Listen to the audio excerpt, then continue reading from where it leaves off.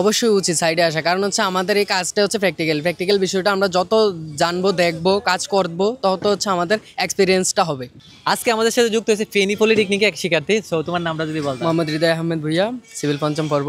আচ্ছা, ও কিন্তু পঞ্চম পর্বে, মানে ম্যাক্সিমাম সবাই দেখালাম, মানে যারা আছে অনেকে পঞ্চম পর্বে সপ্তম পর্বে আমাদের সাথে জয়েন হয়েছে, অনেকে ডিপ্লোমা করার পরও জয়েন হয় বা বিএসসি করার পরও জয়েন হয়। তো যেটা বলতেছিলাম, তুমি যে আজকে সাইডে আসলে আমাদের সাথে, তোমার কাছে কি মনে হয়, কি শিখলা? আজকে অনেক কিছু শিখতে পারছি আলহামদুলিল্লাহ।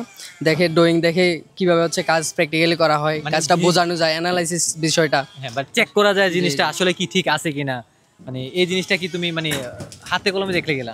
প্রপারলি অবশ্যই, আসলে হচ্ছে প্রপারলি কাজগুলো দেখতে হলে ড্রয়িং দেখে হচ্ছে অ্যানালাইসিস করতে হবে ঠিক আছে কিনা, কোথাও ভুল আছে কিনা, কোথাও সঠিক মানে ডিজাইন অনুপাতে কাজটা ঠিক আছে কিনা, রেনফোর্সমেন্ট ঠিক আছে কিনা, তারপর হচ্ছে আমার স্ট্রেপগুলো ঠিক আছে কিনা। এই জিনিসগুলা অবশ্যই দেখতে হবে। তো তুমি তো এই জিনিসটা কিসের রেফারেন্সে দেখছো? ডিজাইনের রেফারেন্স, ডিজাইনের জিনিসটা দেখছো যে সবকিছু ঠিক আছে কিনা। তো তুমি আসলে কি ভুল পাইছিলা এখানে? হ্যাঁ, অনেকগুলা ভুল পাইছি, যেগুলো মেজর ভুল, এগুলো না সঠিক না করলে নয়।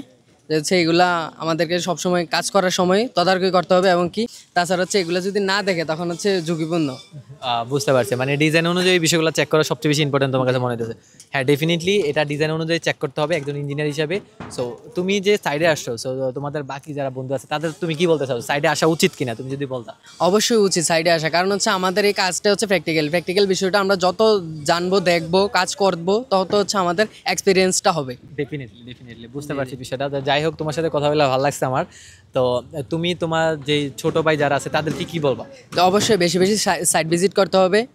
সাইট ভিজিট না করলে হচ্ছে আসলে কাজগুলা বোঝা যায় না কীভাবে হচ্ছে কি, আসলে বইয়ে একরকম দেওয়া থাকে, মানে আমাদের কাজ ডিজাইনে একরকম দেওয়া থাকে, কাজ করতে আসলে দেখা যাচ্ছে ভিন্ন রকম হয়ে যায়।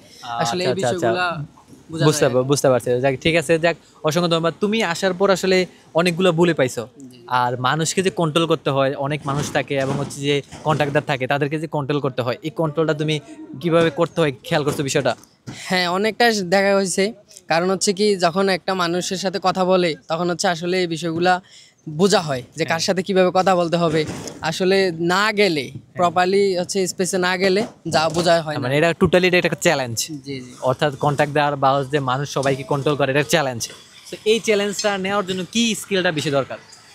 কমিউনিকেশন অবশ্যই। আমাদের ডিপ্লোমা বলি বা হচ্ছে পেশার ইঞ্জিনিয়ার বলি, সবার সবচেয়ে বেশি দুর্বলতা কোনটা? কমিউনিকেশনে।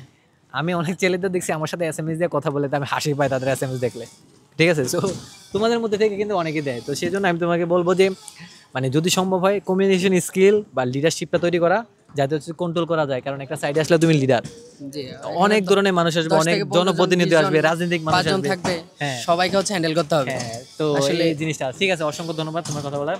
সব ভালো থাকবা, সবাই ভালো থাকবেন। আল্লাহ হাফেজ, দেখা হবে পরের ভিডিওতে ইনশাআল্লাহ। আসসালামু আলাইকুম।